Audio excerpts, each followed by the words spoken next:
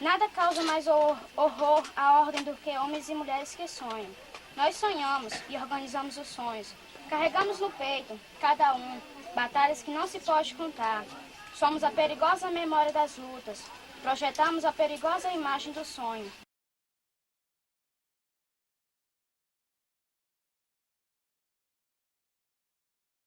Vocês sabem por quê?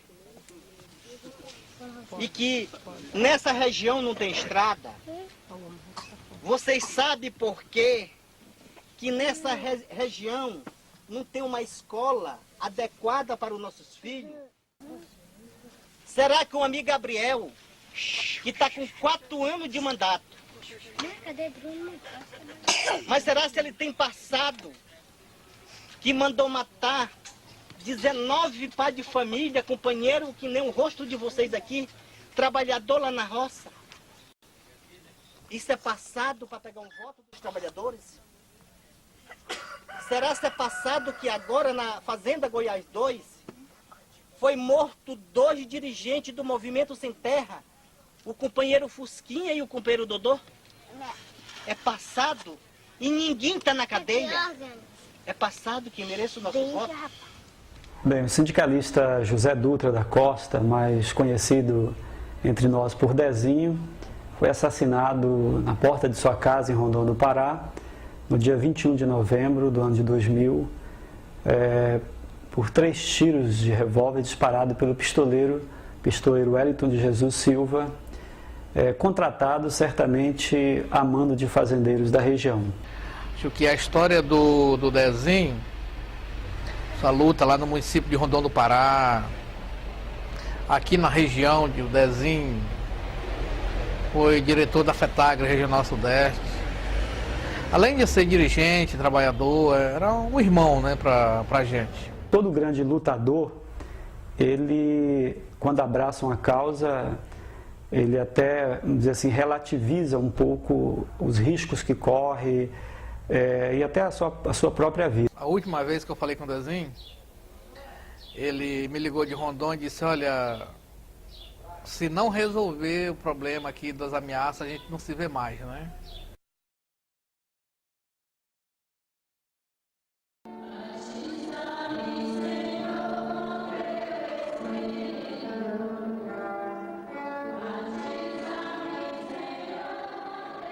A lembrança que eu tenho do meu pai é uma pessoa muito extrovertida, brincalhão. Tudo era motivo para festa. Se um vizinho estava aniversariando, ou até mesmo nós lá de casa mesmo, ele nunca deixava passar em branco. Tudo ele queria fazer um forrozinho, porque ele gostava muito de dançar.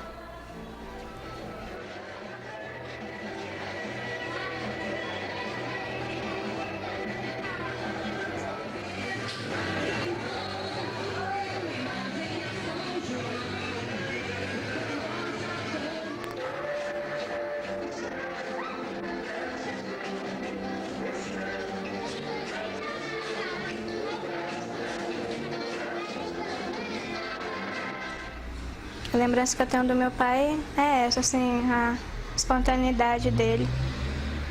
Ele é muito divertido, apesar das coisas que aconteciam com ele, as ameaças, ele nunca deixava se abater, ele nunca deixava transparecer o que ele estava passando para as outras pessoas. Ele nunca demonstrou medo para nós. Ele recebia as ameaças e tudo, mas ele nunca passou aquele medo, assim, para a gente. Ele era muito preocupado com os filhos. Era aquele pai de pegar a Joelma no colo, por mais que ela tivesse 16 anos, mas ele colocava ela no colo como se fosse um bebê. Então ele fazia isso com todos os filhos. Me lembro quando eu tinha 5, 4 anos de idade, eu estudava numa creche. Fazia o Jardim 2. O papai trabalhava na serraria ainda. Ele todo dia nos levava e nos buscar nessa creche. Ele tinha uma bicicleta, levava eu e minha irmã caçula e trazia de volta. Ele passava para a serraria quando ele voltava. quando ele trabalhava na serraria, ele tinha mais um tempo disponível assim pra gente. Ele era mais presente, assim, aquele pai mais que estava ali do nosso lado, brincando, dando conselho. Tinha hora de estar sério também. E quando ele entrou no sindicato, em 90, ele já não podia fazer tudo isso. Já vieram as ameaças, ele já não andava mais só, ele não tinha todo aquele tempo para nós. Quem ia deixar praticamente era minha mãe ou qualquer outra pessoa. Aí foi quando a gente sentiu mesmo na pele. A gente já sentia a falta dele e sentia aquela repressão. Porque não era só ele, a gente também era oprimido, a gente não podia sair, não podia brincar.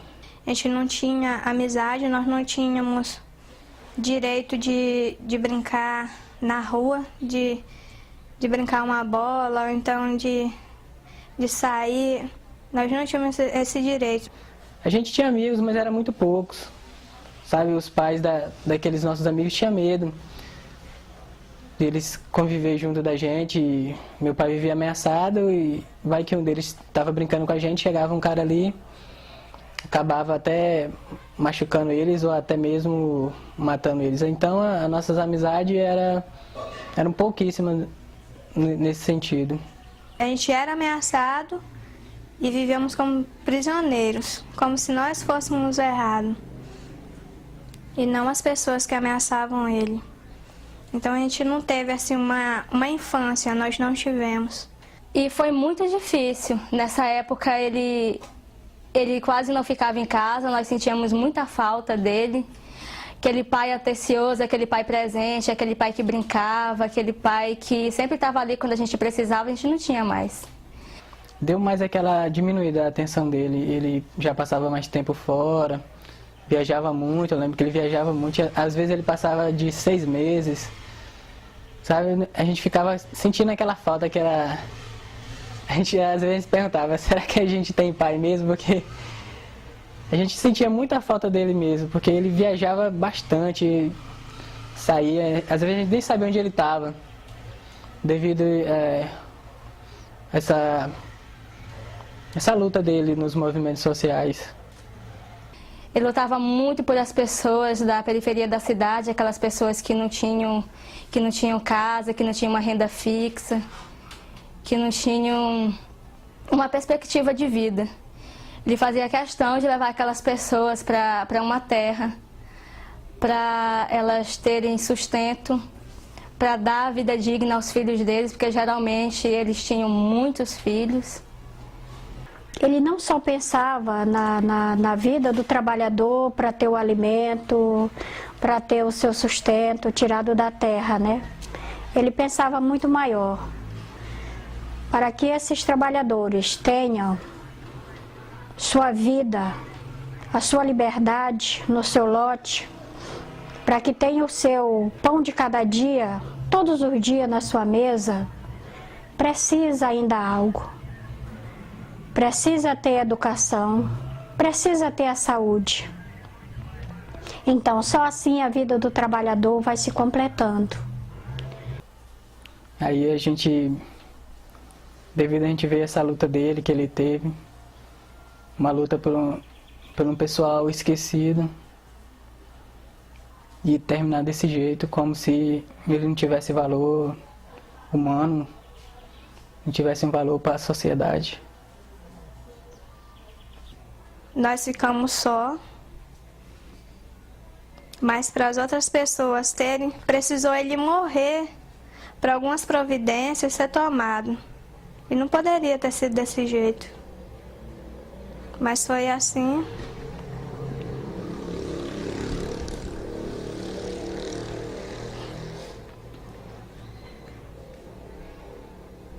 E é muito difícil, a perda do Dezinho, não é fácil. Eu tento passar para meus filhos a segurança, ou até mesmo imitar um pouco o pai. Mas infelizmente eu sou a mãe.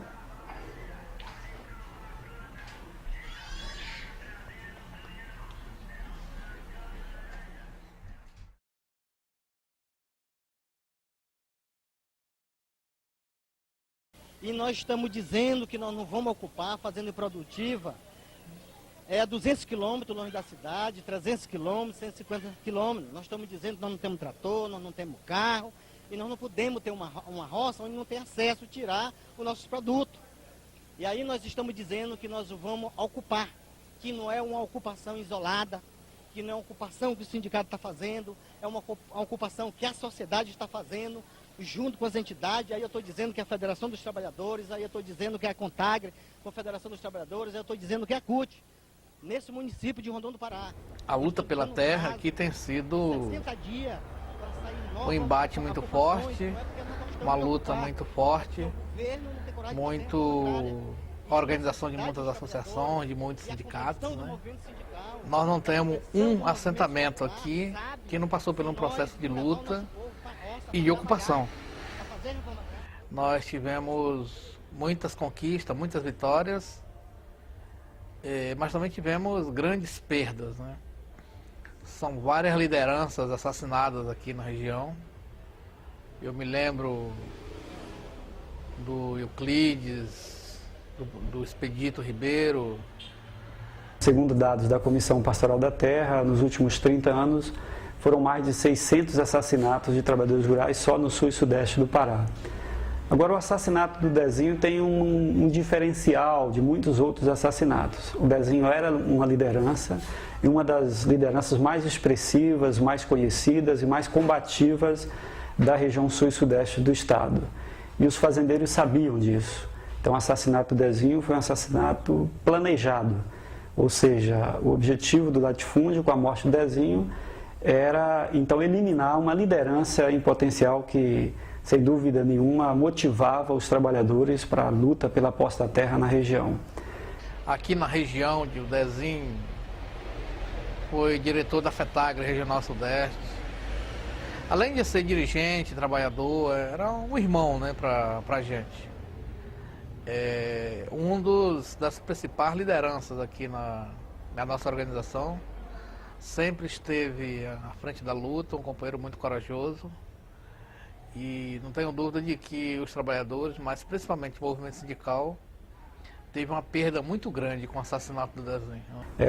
Foi um assassinato seletivo, ou seja, se escolheu o Dezinho, se planejou a sua morte, se contratou o pistoleiro, se ofereceu dinheiro e com vamos dizer assim, o objetivo claro do latifúndio de que era, com a morte dele, de tentar desarticular a luta dos trabalhadores rurais, não só pela posse da terra, mas contra o latifúndio, contra a violência no campo e contra a impunidade.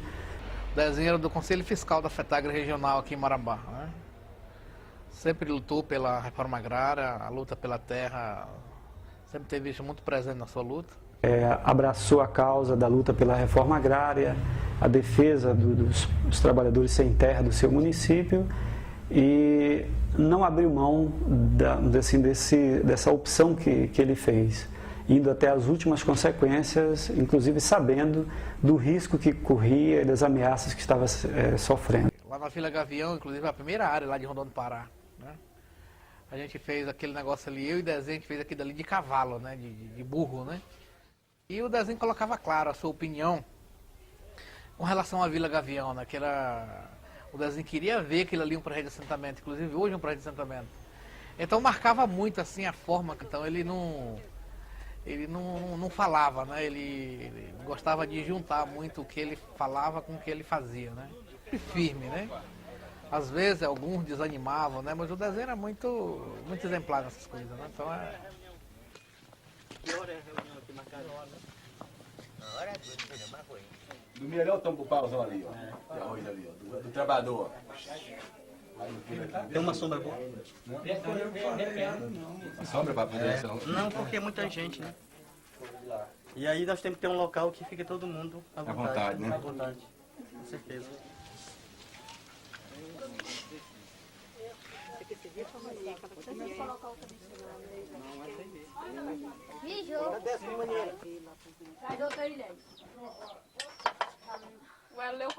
Aí ele disse pra mim assim, falou, eita, Zé, ou eu acho que A coisa mais importante que eu tenho na minha vida é de eu chegar na casa de qualquer um assentado desse aqui e sentar assim numa cadeira, tomar um copo de leite, comer uma galinha gorda. Isso aí, para mim, é o meu maior prazer, para mim é minha vida. Eu dou minha vida por isso. Todo mundo gostava dele. E era um cara que ajudou muito. Não era a pessoa de andar assim, com coisa exibida, não era a pessoa dizendo, vamos ali, não vamos. Era gente de dentro mesmo, gente de pegar mesmo e dar coragem a gente. Porque se não fosse ele, com tanta coisa que nós assistimos aqui dentro, nós tínhamos saído. Mas sabe por quê? É porque tinha vezes que ele passava de 3 dias com nós dando força. Quer dizer que aquela força, nós se seguremos, né?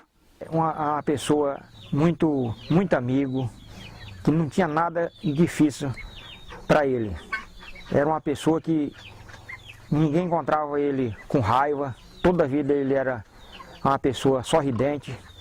Com toda a dificuldade que a gente tinha, que a gente partia para conversar com ele, sempre tinha uma solução. Porque Dezinho era desses homens que ele ficava sem comprar o açúcar da casa dele, sem tomar o café. Você sabe que a pessoa que fuma gosta muito do café, né? Ele ficava talvez sem tomar o café para poder remediar outro que chegasse com precisão. Dezinho era desses tipos de homem. É por isso que eu me amarrei no Dezinho. E eu tenho emoção de falar do Dezinho. Eu tenho mesmo. Eu não escondo para ninguém. E quando eu vejo a pessoa falar, eu sinto emoção. Bom, nós entramos aqui, foi de um dia para outro. Quando eu soube que estavam entrando aqui dentro dessa área, o pessoal estava entrando, já tinha muita gente aqui dentro. E aí foi o tempo que eu soube, esse dia que eu fui lá na casa dele, eu já estava sabendo uns 2 dias antes, e aí eu vim para cá, eu e um cunhado meu. Eu vivia roçando juquira para os outros, trabalhando meio dia numa serraria, um dia no outro, e aí sem poder pagar uma energia, sem poder pagar uma água, sem poder dar um colégio para minhas meninas. Eu não tinha terra, eu não tinha mesmo, não tinha condição de comprar e vivia trabalhando para os outros. Aí de diária, trabalhei, foi 12 anos para os outros, nunca comprei uma casa, porque não dava, só dava para eu comer e era mal.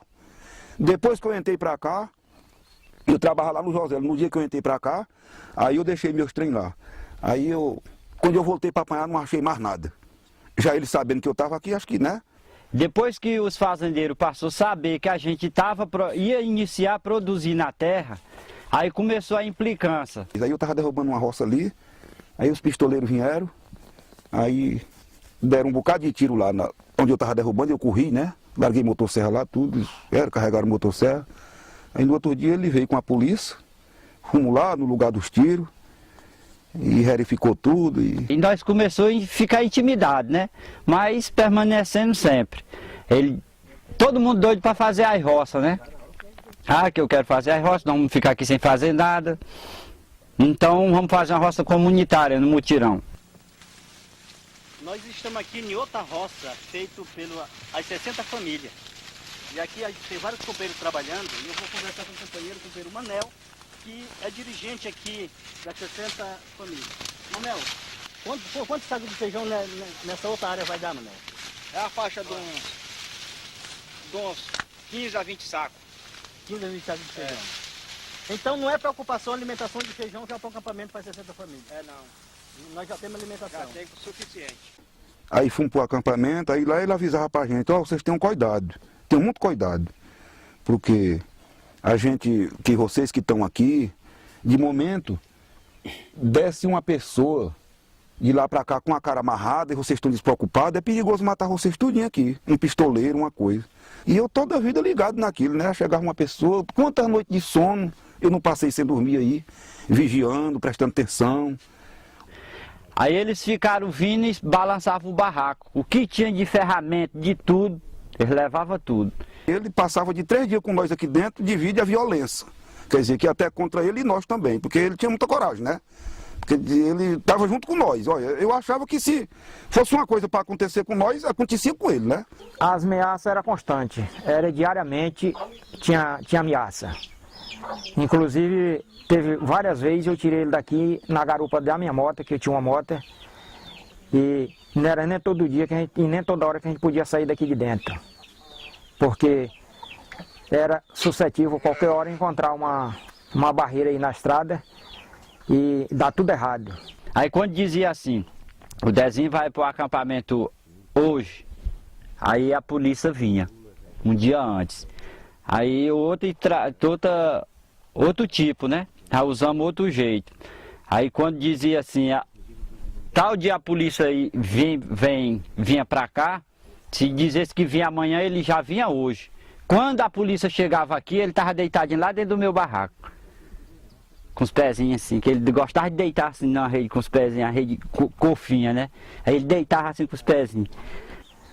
Tinha vez que ele vinha para cá de tardezinha ou meio-dia para voltar à boca da noite e sempre ele dormia para voltar no outro dia porque não dava para sair com ele, por causa das ameaças. Aí quando deu um dia, nós estava todo mundo aqui no mato, aí nós viu falar de prender o Dezinho. Tá preso, tá. Aí nós arrancou daqui todo mundo. Não careceu o carro, não careceu nada. Nós saímos daqui todo mundo e fomos para lá, para a porta da delegacia. Aí solta, não solta, solta, não solta, até quando soltaram. O Poder Judicial de Rondônia do Pará hoje conhece a força que o movimento sindical tem, não somente nessa região, mas como de nível Brasil.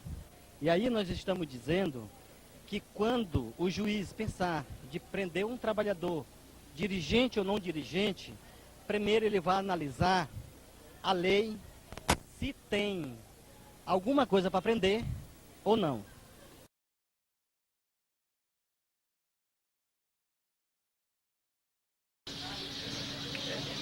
Quero dizer para você, meus companheiros, eu esqueci se eu fui preso, mas lembro que é preciso fazer reforma agrária, é preciso lutar pelo crédito, lutar pela educação, lutar pela saúde, lutar por uma vida digna dos trabalhadores. Porque nós vamos fazer reforma Eu lembro de uma última reunião, um mês antes dele ser assassinado.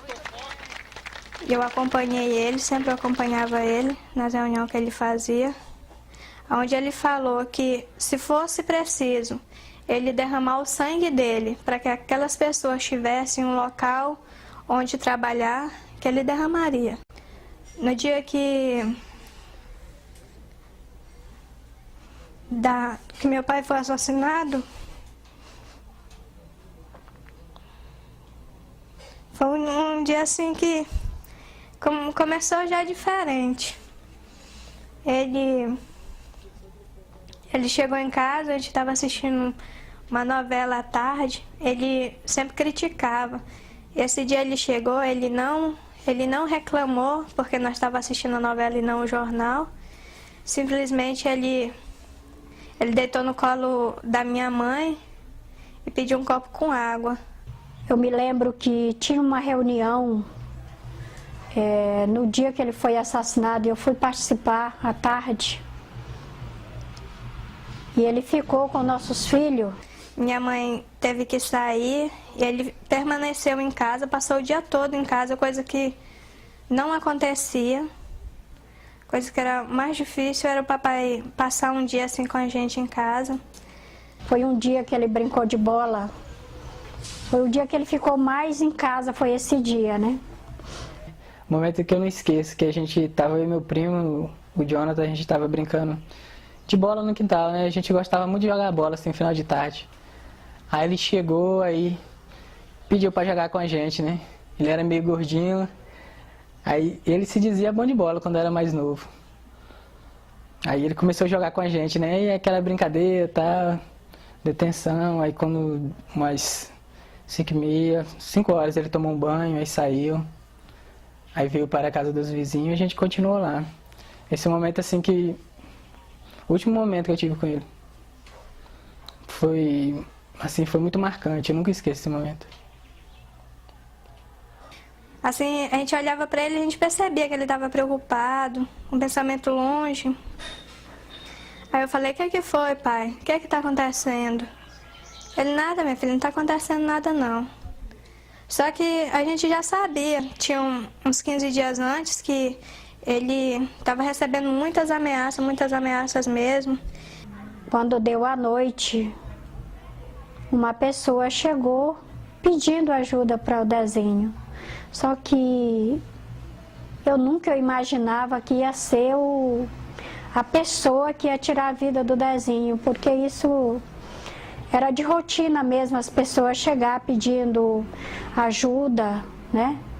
Aquela pessoa estava chegando pedindo ajuda, mas era pena para chegar até o Dezinho, porque já tinha mapeado tudo, a vida do Dezinho, de que forma ele vivia. E eu recebi essa pessoa na minha casa, ele dizendo que tinha vindo falar com o Dezinho, porque tinha certeza que o Dezinho ia ajudar no processo de aposentadoria, de pensão da avó dele, né? E ele tinha certeza que o Dezinho ia ajudar ele, porque ajudava várias pessoas.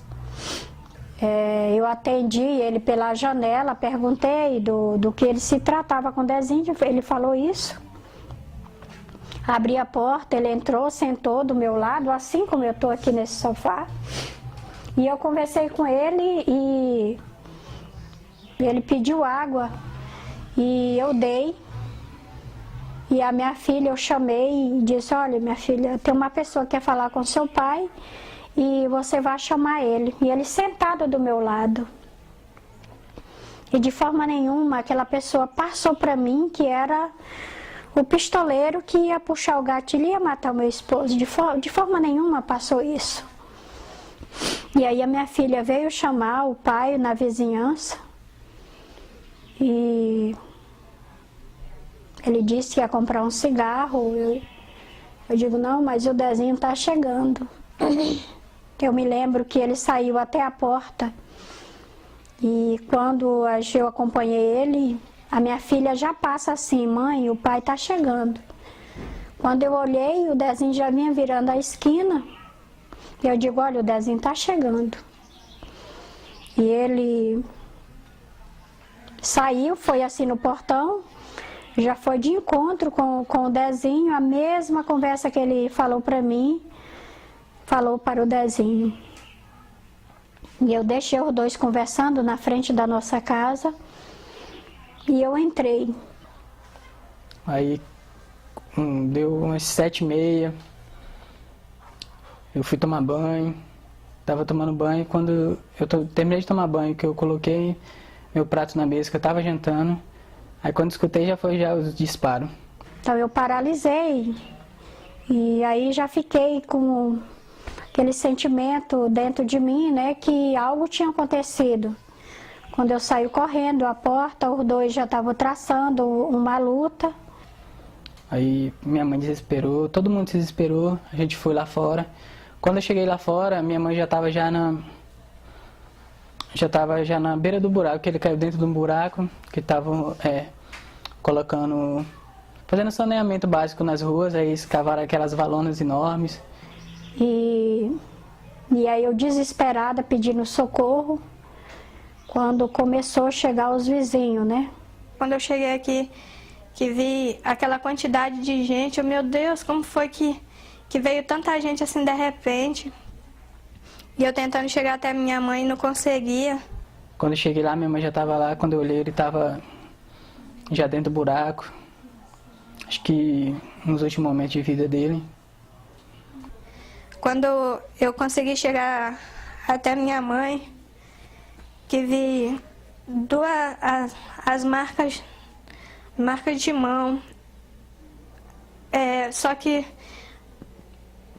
as marcas de mão na blusa que ela estava vestida, de sangue. Aí que eu fui acreditar o que tinha realmente acontecido com meu pai. E quando a gente tirou o Dezinho dali, o Dezinho já estava morto.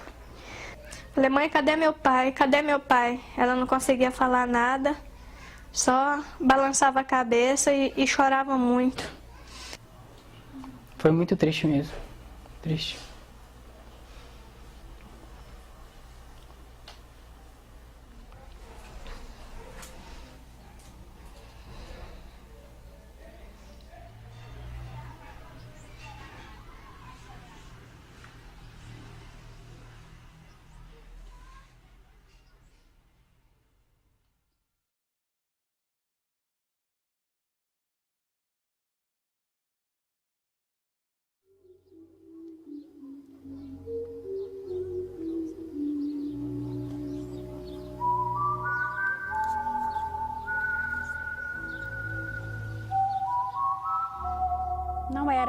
aqui, porque não foi o chamado de Deus, e sim o chamado do homem.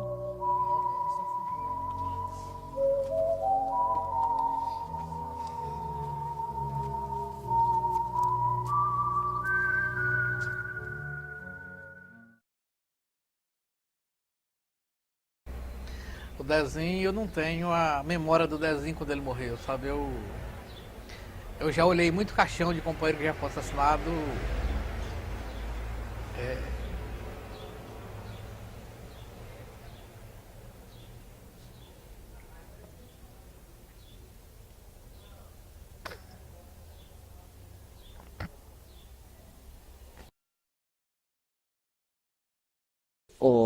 O latifúndio tirou a vida do Dezinho, mas até hoje eu não tenho o Dezinho como morto. Eu não. Tenho o Dezinho, parece que ele está presente, a feição dele não sai da minha mente. Dezinho. Nunca saiu. Para mim, eu perdi o maior amigo que eu tinha, né? Às vezes a gente diz assim, o finado Dezinho, a gente diz numa conversa, às vezes sem sentir. Agora, eu não digo que ele morreu. Para mim, aonde eu estiver, ele está no meio de nós.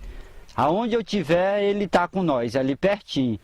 De onde ele estiver, eu sei que ele ilumina e ajuda da forma que ele puder, que a gente continua o trabalho para frente.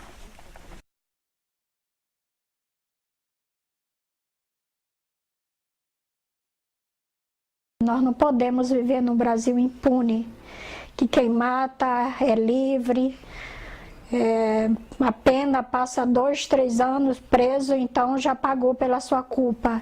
E a vida, e a família, como é que fica? Só com a perda, com a saudade? Isso tem que acabar. Fazer justiça também no caso do Dezinho é, sem dúvida nenhuma, levar a júri e condenar o hoje acusado de ser o mandante do crime. José Décio Barroso Nunes, ele é proprietário de cerca de 130 mil hectares de terra no município de Rondon, tem cerca de 7 serrarias e centenas de funcionários sob o seu comando. Tem um poder econômico muito forte e influências políticas muito grandes também no município e fora dele. O que todos esperam desse julgamento é que a justiça seja feita. E nesse caso, fazer justiça, sem dúvida nenhuma, é condenar o pistoleiro que foi preso em flagrante a uma pena máxima, para que isso sirva de exemplo, para que se evite outros crimes, o assassinato de outras lideranças, não só no estado do Pará, mas em qualquer outra região do Brasil, que lute pela justiça e pela reforma agrária. Um homem como o finado Dezinho, hoje a lei está avançada, não está? A lei está avançada. Você vê que o governo está com a mão em cima de muita coisa, apalacou mais, né? Mas um homem daquele, moço, era estar ajudando o povo, ajudando nós a criar nossos filhos, rapaz. Então não pode soltar. Para que soltar um inseto desse mais? O que eu espero desse julgamento é que esse Eliton, ele pague tudo o que ele fez e que tenha assim uma pena máxima. E por mais que ele vai ter essa pena máxima, que eu tenho certeza que isso vai acontecer, não paga a dor, a saudade, o desespero dos meus filhos.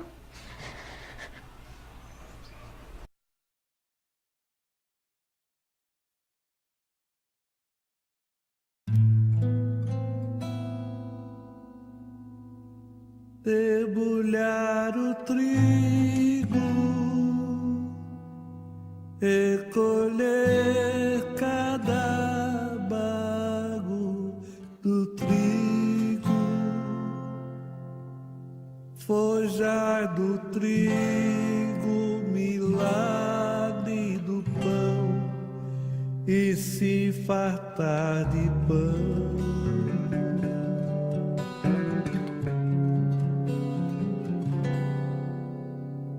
Descer para a cana recolher a garapa da cana, roubar da cana a doçura do mel, se lambuzar de mel.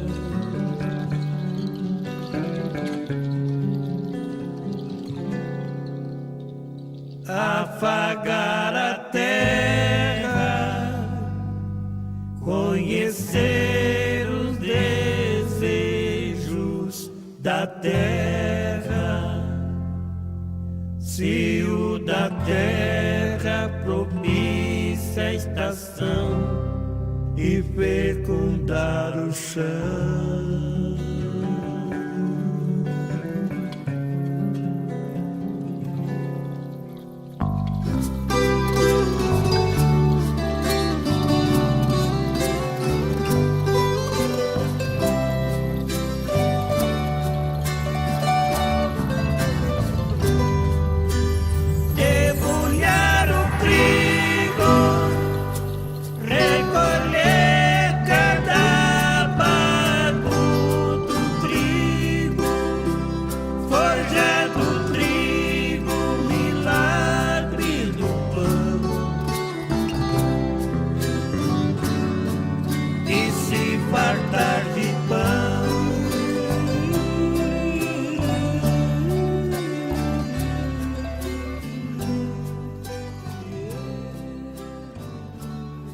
Eu tenho um grande sonho desse país. Eu tenho um sonho de viver no Brasil que todo mundo tem direito de viver. Eu tenho um sonho de ver todas as crianças na escola, porque eu entendo de que é justamente o futuro do nosso país. Agora não basta só ter esse sonho. É preciso que a gente comece a sonhar junto. Se a gente começar a sonhar junto, com certeza a gente vai realizar o sonho das crianças. O grande sonho delas é entrar numa sala de aula onde tem uma carteira bonita, onde a professora está dando tudo dela para que as crianças bem estudadas, bem formadas. O sonho dos trabalhadores é ver sua filha sendo a professora do dia da manhã. É ver o seu filho ser um técnico agrícola no dia da manhã. É ver os filhos sendo advogados. O grande sonho dos trabalhadores. E eu só posso realizar esse sonho que eu tenho desde criança, se nós, companheiros, começar a sonhar juntos. Eu quero dar um abraço para todos vocês, certo? Mas tenho certeza que esse sonho só vai ser realizado quando vocês começar a sonhar. Aí não vai ser só um sonho, vai ser uma realidade.